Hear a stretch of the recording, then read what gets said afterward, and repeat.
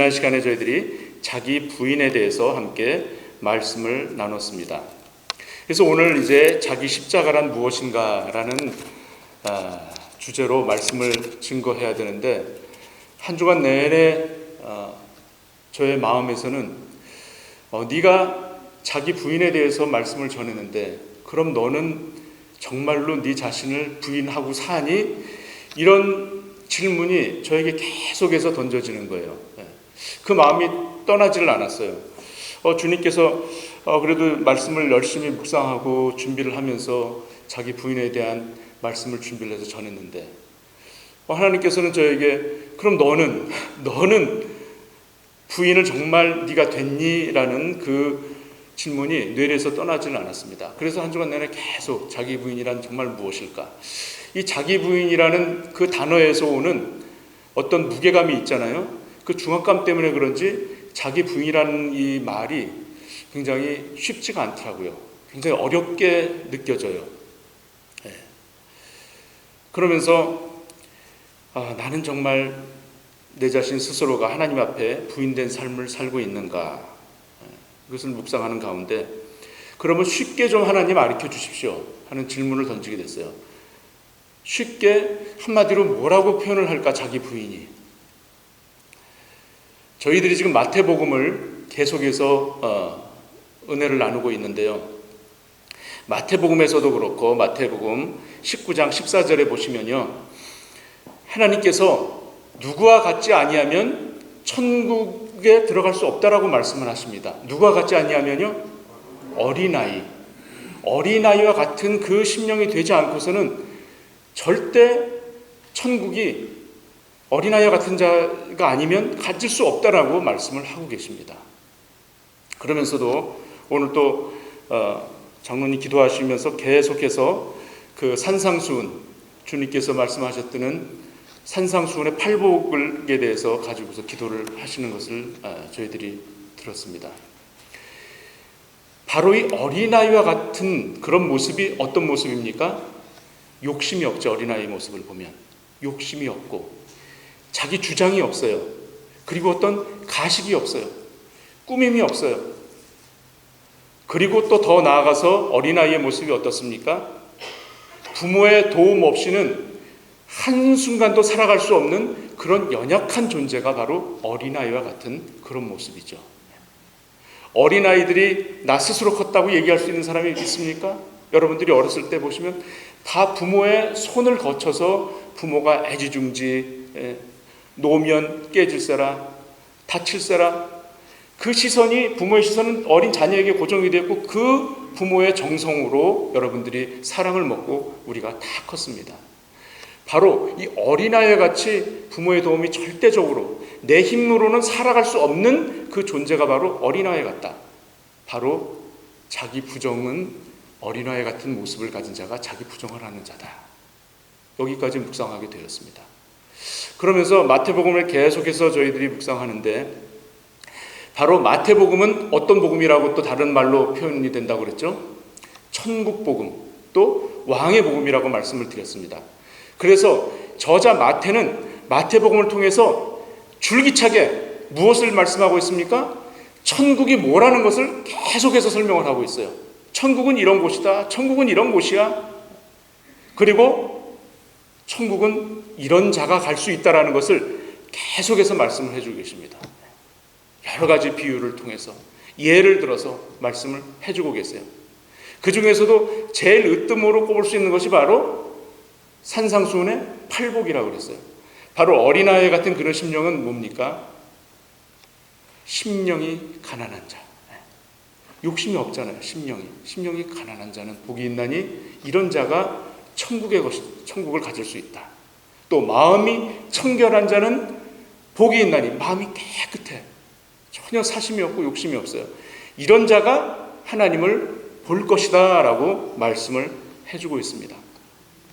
그래서 저희가 자기 부정하면 굉장히 이것이 힘들게 느껴지고 어렵게 저희들에게 와닿지만, 어린아이 같은 심령, 그리고 마태복음에서 계속해서 저희들에게 주지시키고 있는 심령이 가난한 자가 되라는 것, 욕심을 버리라는 것, 빛과 소금의 역할을 감당하라는 것, 이것이 바로 내 것이 없는 그런 자의 모습인 것이죠. 하나님과 같이 되고자 하는 죄성, 내가 인생의 주인공이 되고자 하는 죄성, 마땅히 하나님께 돌려드려야 할 그 크레딧을 조금이라도 하나님께 돌려드리기가 아까워서 내 것으로 만들고자 하는 그러한 죄성을 우리는 누구든지 다 가지고 있다는 거죠. 무엇을 하고 나면 우리는 입으로 하나님이 하셨어. 하지만 결국 그 크레딧은 내 몫으로 내가 갖는 경우가 우리는 너무나 많은 우리 삶 속에서 우리가 그렇게 살고 있지는 않은지. 그래서 이 나의 죄성을 과감하게 끊어내고 예수님이 나의 삶의 주관자시고 예수님이 나의 삶의 주권자 되시는 것을 인정하고 내가 갈망하고 나가는 그 단계가 바로 자기 부정의 시작이라는 것이죠. 또 더 쉬운 예를 하나 들어볼게요. 마치 이스라엘 백성들이요, 광야에서 몇 년을 생활했습니까? 40년이라는 생활을 했습니다. 이스라엘 백성들은요, 광야 나오기 전까지는요, 그런대로 애굽이라는 나라에서 비록 신부는 종의 위치였지만 그런대로 잘 먹고 잘 살았어요. 그런대로 편하게 살았어요. 고센 땅이라는 비옥한 그런 동네를 갔다가 거기서 얻어가지고 그곳에서 마을을 이루고 큰 부족을 이루면서 그런대로 살았어요. 먹는 거 끼니 걱정하지 않고 살았어요. 그런데 이스라엘 백성들을 모세라는 지도자를 통해서 끄집어내잖아요. 끄집어내서 광야를 갔다가 거쳐야만 이제 가나안 땅을 가게 되는데 이스라엘 백성들이 광야를 갔다가 지나면서 어떻습니까? 행복에 겨워서 광야를 지났나요? 너무나 만족한 가운데 광야를 지났습니까? 먹을 것이 없다고, 물이 없다고 항상 하나님을 원망을 했어요. 그랬을 때 하나님께서 도대체 이스라엘 백성들이 아버지의 뜻을 모르고 저렇게 불평불만하니까 그때 하나님이 마음이 너무 안 좋으셨던 모양이에요. 이스라엘 백성들 그 광야 가운데 뭐를 보냈습니까? 불뱀을 보냈어요. 불뱀을 보내니까 이스라엘 백성들이 거기에 물리는 사람마다 다 죽어가는 거예요. 그러니까 또 우리를 갖다가 왜 또 이렇게 불뱀으로 인해서 우리를 죽게 만드느냐, 또 원망을 하고 모세한테 쫓아가지고 하나님 우리 잘못했으니까 우리가 용서를 빌 테니까 제발 이 불뱀 좀 걷어가게 해달라고 했어요. 그래서 모세가 또 기도를 합니다. 그랬더니 하나님께서 방법을 일러주셨죠. 어떻게 하라고 그랬습니까? 구리뱀, 노뱀을 만들어라. 노뱀을 만들어가지고 장대에다가 달아가지고 높이 모든 사람들이 볼 수 있도록 해라. 자, 그래서 저 장대에 높이 달린 노뱀만 바라보면 다 살 것이다. 그랬는데 그 중에 사람들이, 그것을 본 사람들은 어떻게 됐습니까? 살았습니다. 불뱀에 물렸어도 다 살았어요. 그런데 그것을 보지 않고 자기 방법대로 어디 좋다는 약, 약초 차락해서 다니고 했던 사람들은 살았겠습니까? 그런 말씀은 나오진 않지만 분명히 그 노뱀을 바라봐야 산다고 했잖아요. 자, 바로 이렇게 내 힘으로는 이런 영적인 죽음에서 이것이 구원을 도대체 내 힘으로는 할 수가 없는 거예요. 이것을 아주 처절하게 깨달은 자만이 바로 노뱀의 실체 대신 누구를 바라볼 수 있습니까? 예수님을 바라볼 수 있는 거예요. 노뱀의 실체가 바로 예수님이에요. 불뱀에 물렸더라도 살 수 있는 것이 바로 그 노뱀, 바로 예수 그리스도를 통해서 우리가 살 수 있다라는 것. 이 예수 그리스도만이 우리의 구원과 영생의 길임을 자각함의 깨달음이 바로 자기 부정인 것입니다. 자, 그렇다면 자기 십자가는 무엇일까요? 본문은 예수님께서 제자들에게 이르시되라고 시작하고 있지 않습니까? 다시 본문으로 가서요. 이거보다 앞선 21절에서 23절 말씀을 한번 보면 여기서 주님께서 누구든지 나를 따라오려거든 자기를 부인하고 자기 십자가를 지고 나를 좇을 것이니라 라고 말씀을 했는데요. 그런데 23절의 말씀을 보면 가히 충격적이라고 할 수 있습니다. 왜 이 말씀이 나왔냐면 21절에서 예수님께서 이제 곧 있으면 내가 예루살렘에 올라가서 장로들과 대제사장들과 서기관들에게 많은 고난을 당하고 내가 이제 죽임을 당할 것이다. 그리고 내가 3일이 지난 후에 내가 살아날 것이다. 주님의 죽음을 예견하셨고 또 부활을 갖다가 미리 말씀을 해주셨어요.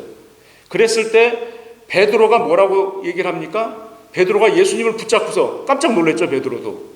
아니 주님이 죽는다니 무슨 말씀이세요? 부활이라는 건 상상도 할 수 없는 거고 도대체 무슨 말씀이십니까? 그런 말씀 하지 마세요.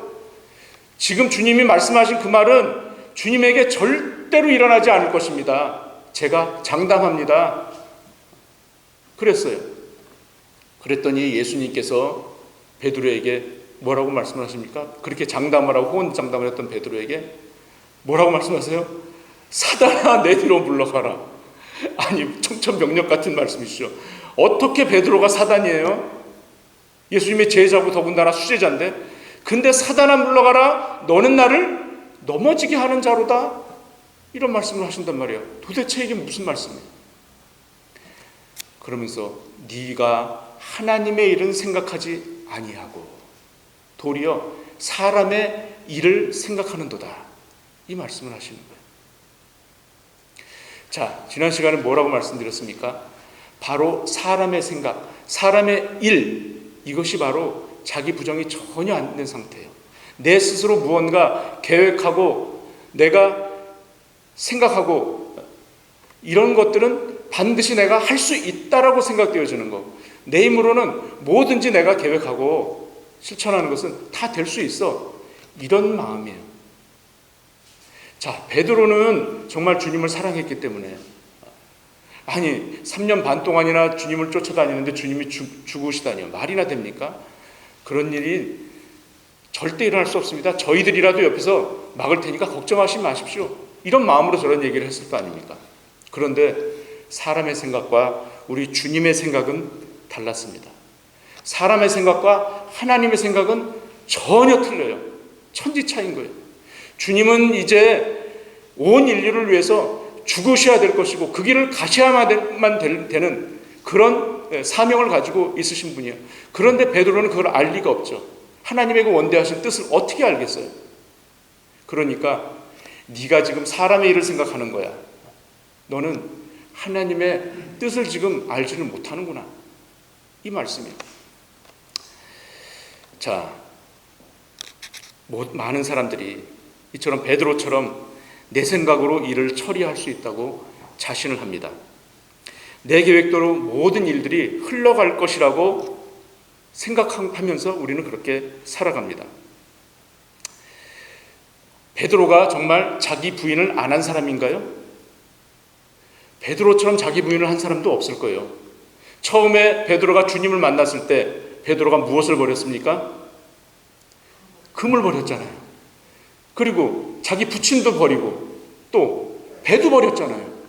재산도 버리고 생명처럼 소중히 여기는 것도 버리고 생계를 위해서 수단으로 가지고 있는 것도 버리고 아버지도 버렸어요. 그런데 도대체 뭘 버리라는 거예요? 자, 이걸 보면 우리는 무엇을 알 수 있냐면 누누이 말씀드리는 거지만 예수를 믿는 것은 눈에 보여지는 실체를 우리가 보여지는 것을 믿는 게 아니에요.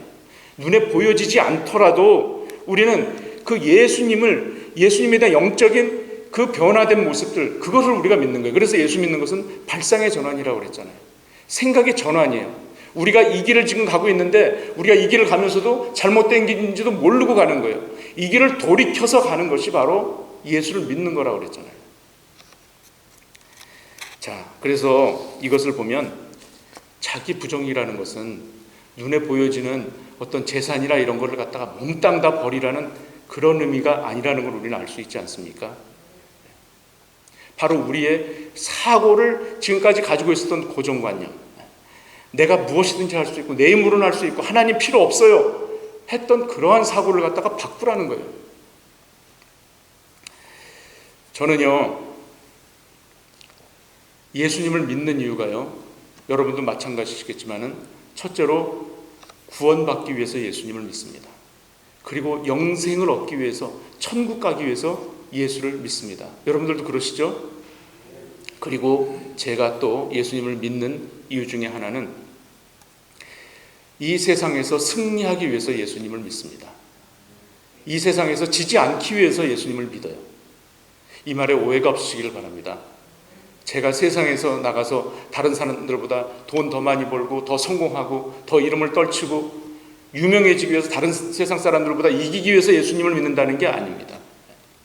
이 세상의 시대의 조류에도 어떻게 변화되든지 흔들리지 않고 예수님만 붙잡고 바라보면서 나가는 것이 승리하는 것이기 때문에, 그래서 제가 예수님을 믿는 이유가 그거예요. 안 그러면 저도 똑같이 세상 사람들처럼 그렇게 살아갈 수밖에 없는 인생이에요. 왜요? 붙잡지 않으면 연약하니까 누구든지 다 쓰러질 수밖에 없어요. 어제 그 한국에서 하루 종일, 미국 뉴스에서도 계속해서 나오더라고요. 다 아시죠? 하루 종일 비통한 사고 소식을 접했습니다. 그래서 아침까지도 계속 참 마음이 무거웠어요. 그 희생당한 그 어린 생명들을 생각하면 너무나 분하고, 도대체 어떻게 이런 일이 일어날 수가 있는가, 정말로 비통한 그런 마음이었지 않습니까? 그 150명이나 되는 그 젊은 생명들이 안타깝게 그 압사로 인해서 목숨을 잃었습니다. 여러분들도 다 자녀들을 키워보셨고 자녀를 기르고 있는 입장에서 그 부모의 마음이 오죽하겠냐는 그 심정이 느껴지지 않습니까? 저희들이 할 수 있는 것은 사실 아무것도 없어요. 그분들의 마음을 같이 하는 것밖에 저희들이 할 수 있는 게 없잖아요. 그래서 그 사고를 당한 그 부모님들, 또 가족들, 유가족들에게 하나님의 위로가 있기를 비는 그 기도밖에 저희들은 할 수가 없어요. 하지만 저희들이 반성하고 또한 기도해야 될 것들이 있다는 거죠. 이러한 데는 사회적 책임뿐만이 아니라 우리 그리스도인들에게도 책임이 있다는 거예요. 우리가 이 젊은 세대를 위해서 기도하지 못했고, 그들을 위해서 우리가 더 관심을 갖지 못했고, 좋은 문화가, 기독교적인 좋은 문화가 이 땅에 정착되도록 하기 위해서 우리가 애를 쓰지 못했다는 거예요. 한국교회가요, 또 이민교회가요, 그동안 너무나 부흥을 했어요. 보기에 외형적인 건물이, 큰 건물들이 올라가고 거기에 너무나 포커스가 돼 있어서 이 기성세대들은 거기에 취해 있었어요. 젊은 세대들이 어떤 고민들을 하고 어떻게 가는지를 별로, 그저 잘만 키워주고 용돈 많이 주면 알아서 잘 크겠지, 사는데 걱정 없이 해주면 자기들도 우리들도 이렇게 잘 됐으니까 나중에 신앙 갖고 다 하겠지, 이런 안일한 생각을 가지고 있었다라는 거죠. 저희들은 이런 사고를 보면서요, 말씀이 나왔으니까 약간 그 주제하고는 벗어날 수 있을지 모르겠지만, 저희들은 그런 사고를 볼 때 우리 크리스찬들은 정말 그 말을 또 이렇게 깊이 기도하는 가운데 해야 될 줄 압니다. 간혹 도대체 거기는 왜 간 거야? 마귀가 역사했지, 이렇게 우리는 쉽게 또 얘기할 수가 있어요. 사단이 역사했지. 물론 영적인 세계로 볼 때는 그 좋지 않은 문화 때문에 그런 것들이, 그 악한 안 좋은 그런 기운들이 많이 있었겠죠, 물론. 하지만 젊은 자녀들이 어디 가건 못 가건 우리 어른들이 그거를 말릴 수 있습니까? 그리고 또 한번 또 재미 삼아서, 구경 삼아서도 갈 수 있을 거 아니에요. 그리고 직장 끝나고서 또 퇴근하는 길에 거기서 또 묻혀 있었을 수도 있을 거고. 성경에서는요, 이러한 얘기를 분명하게 저희들에게 가르쳐주고 있습니다. 누가복음 13장에 보면요, 실로암의 망대가 무너져서 치워 죽은 거기 있던 18사람이 예루살렘에 있는 사람들보다 죄가 더 많아서 죽은 줄 아느냐? 그 말씀이 나오잖아요. 죄가 더 많아서 죽은 게 아니에요. 우리는 그러면서 예수님께서는 회개하라 그러셔요. 그걸 보고서. 뭘 회개하라고요? 그런 걸 보면서 너 자신을 돌아보라 이거예요. 나는 지금 어떻게 하고 있는가? 자, 인간은요, 다 여차하면 놓으면 깨질 수 있는 그런 질그릇 같은 연약한 존재들입니다. 어찌 보면 앞으로 우리 기독교가, 우리 교회들이 짊어지고 가야 할 십자가가 바로 이런 걸지도 몰라요. 우리의 다음 세대들에게 예수 그리스도를 전해야 될 의무가 있습니다.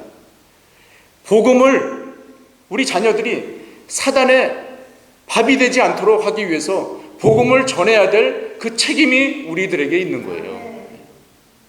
넓게 보면요, 그것이 우리 이민교회, 한국교회의 십자가가 될 수도 있는 거예요. 자, 그래서요, 에베소서 6장 12절에 보면 어떤 말씀이 있습니까? 우리의 싸움은, 우리의 씨름은 혈과 육입니까?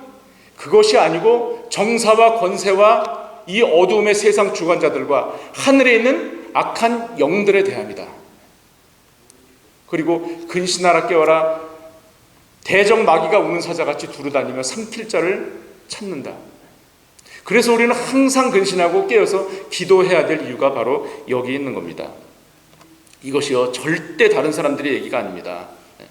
우리에게 닥친 엄연한 현실이에요. 그래서 예수님께서는 이 3년 동안이나 자기를 쫓아다녔던 이 제자들에게까지조차 자기 부인에 대해서 철저하게 강조를 하고 계시는 거예요. 자기 부인, 그것이 결국 예수님만 붙잡을 수 있는 길이에요. 이 세상 것에는 우리가 마음을 둘 곳이 하나도 없어요. 세상에서 여러분 마음 둘 곳이 있으시던가요?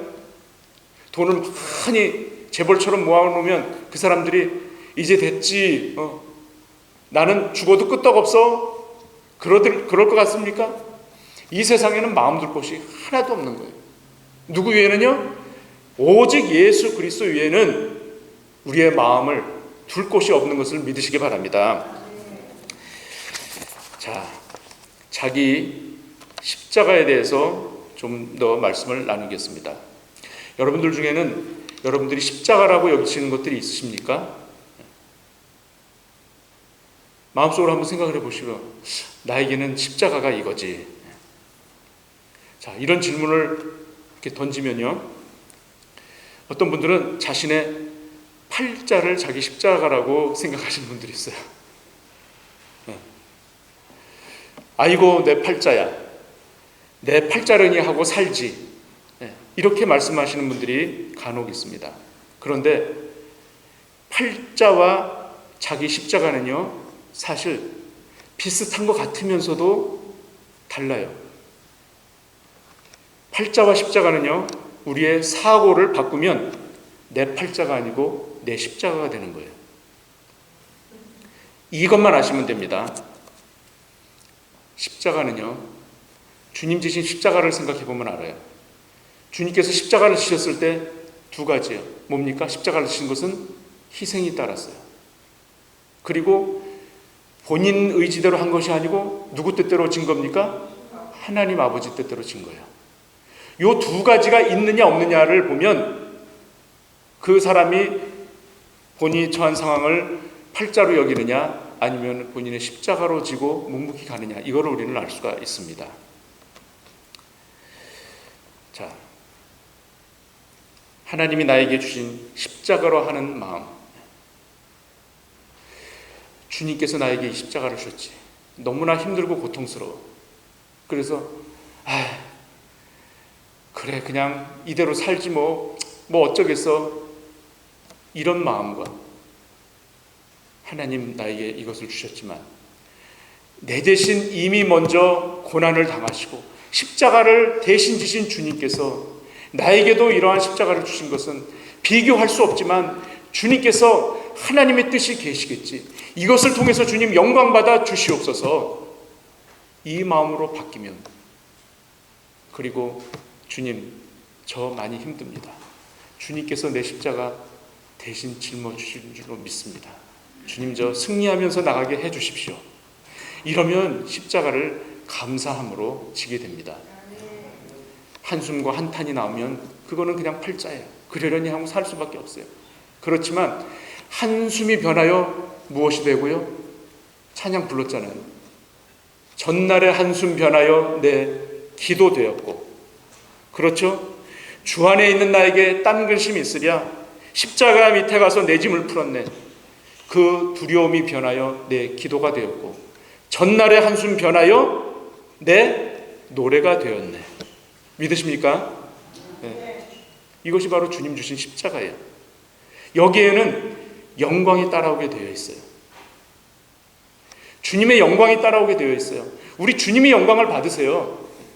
주님의 이름만 높여드리게 되어 있습니다. 그러면 우리는 어때요? 덩달아서 우리도 주님의 그 영광의 빛을 받게 되어 있잖아요. 주님 감사합니다. 삶의 태도가 바뀌어지는 거예요. 이거 놀라운 일입니다. 이건요. 여러분들 주변에서 보시지 않습니까? 믿는 사람과 믿지 않는 사람의 그 어려움을, 고난을 대처하는 그 방법, 그 살아가는 태도가 바뀌잖아요. 자, 그래서 로마서 8장 18절에 보면 어떤 말씀이 나옵니까? 다 같이 한번 읽습니다. 시작. 생각컨대 현재의 고난은 장차 우리에게 나타날 영광과 좋게 비교할 수 없도다. 아멘. 그리고 로마서 5장 3절 6절에 보면 환난은 무엇을 낳고요? 인내를 낳고, 인내는 무엇을 낳고요? 연단을 낳고, 연단은 무엇을 낳고요? 소망을 낳습니다. 그렇게 될 수 있는 이유가 뭡니까? 우리가 아직도 연약해 있을 때에 주님께서 대신 이미 십자가를 지시고 죽으셨기 때문에 가능한 것입니다. 우리가 아직 연약했을 때 주님이 대신 이미 다 짊어지시고 고통을 이미 다 이기시고 승리하셨기 때문에 가능하다는 것. 이것이 바로 예수 믿는 거고요. 예수 믿는 그리스도의 삶입니다. 예수님을 우리 삶의 주인으로 삼으면 세상에서도 힘있게 살 수가 있습니다. 승리하는 것도 물론이지만 그리고 또 천국을 맡아놓은 당상이 되는 축복이 임하는 것입니다. 마지막으로요, 우리 평강교회 유튜브 설교를 영상을 통해서 듣고 계시는 분들에게 이 말씀을 전하고 싶습니다. 여러분들 중에 아직 예수님을 알지 못하고 또 예수를 믿지 못하고 계시는 분들이 계십니까? 또 여러분들 중에 삶의 무게로 인해서 그 삶의 끈을 놓쳐버리고 주저앉고 싶어 하시는 분들이 있습니까? 여러분들 지금 이 시간 이 말씀을 들으셨다면 속히 가까운 교회로 찾아가십시오. 그리고 복음을 들으시고 예수님을 여러분들의 삶의 주인으로 영접하십시오. 그곳에 여러분들의 살 길이 있고 생명이 있는 줄로 믿습니다. 다 같이 기도하십니다.